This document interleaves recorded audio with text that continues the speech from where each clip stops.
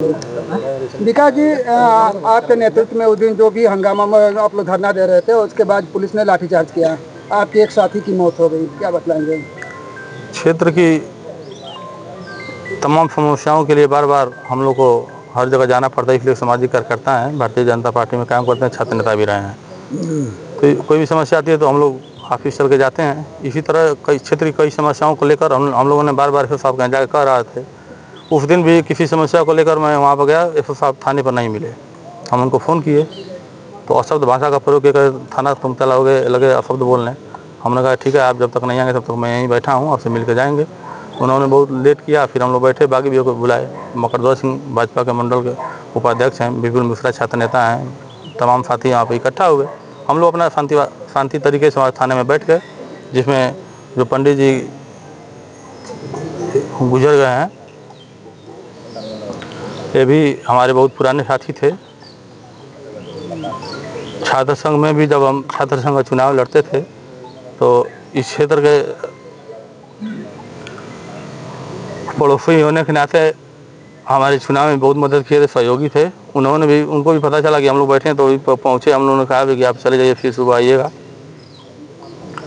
तो हम लोग के साथी रुके रहे। सीओ साहब आए, बात हुआ, सभी बिंदुओं को हम लोग बताया गया। उन्होंने कहा कि ठीक है, हम बात करके बताते हैं। उन्होंने जिससे भी बात किया वो बात करके आए, गाड़ी में बैठे, अपना चले गए, कोई हम लोग को नहीं बताए। फिर हम लोगों ने बैठा रहा उसी तरह। लगभग रात को 1:30 बजे तो थाने की पूरी लाइट बंद कर दी गई। हमने सोचा कि लाइट कट गई है, तो हम लोग बैठे हैं। एसओ साहब आए, वेंकटेश तिवारी पूरे अपने दल बल के साथ, जितने लोग धरने में बैठे थे सबको चारों तरफ से घेर लिया गया। तो कहा कि आप लोग उठिए, भागिए, गाली गलौज करने लगे। हम लोग भाई, हम लोग को अधिकार है, लोकतंत्र में मिला है अपनी बात को रखने का।